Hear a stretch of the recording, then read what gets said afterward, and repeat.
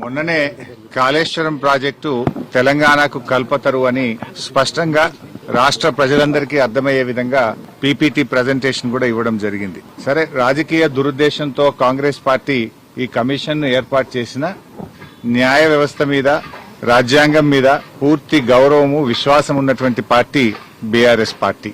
ఈ రోజు justice Ghosh commission మమ్మల్ని పిలిచింది కనుక ఈ రోజు కమిషన్ ముందుకు వెళ్లి ఇంతకాలం కాంగ్రెస్ పార్టీ చేస్తున్న దుష్ప్రచారాలన్నీ కూడా వివరించి వాస్తవాలన్నింటినీ కమిషన్ కు తెలియజేస్తాం.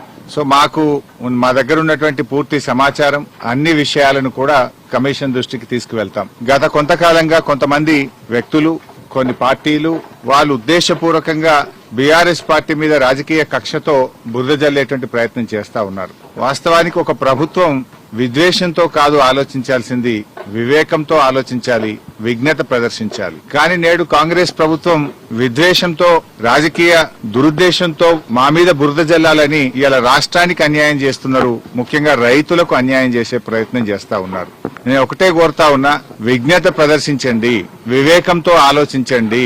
ఈ రాజకీయాల కోసం తెలంగాణ రాష్ట్రం యొక్క నీటి హక్కులను కాలరాయొద్దు అని చెప్పి ఈ ప్రభుత్వానికి హితవు పలుకుతా ఉన్నాను. సరే, అంతిమంగా ఎందుకంటే మాకు రాజ్యాంగం మీద, దేవుడి మీద నమ్మకం ఉన్నటువంటి పార్టీ, అంతిమంగా న్యాయం గెలుస్తుంది, ధర్మం నిలబడుతుంది, వాస్తవాలు ప్రజలకు అర్థమవుతాయి. అందువల్ల ఈ రోజు కమిషన్ ముందుకు వెళ్తున్నాం. కమిషన్ మమ్మల్ని అడిగిన ప్రతి ప్రశ్నకు పూర్తి స్థాయిలో సమాధానాలన్నీ కూడా చెప్తాం.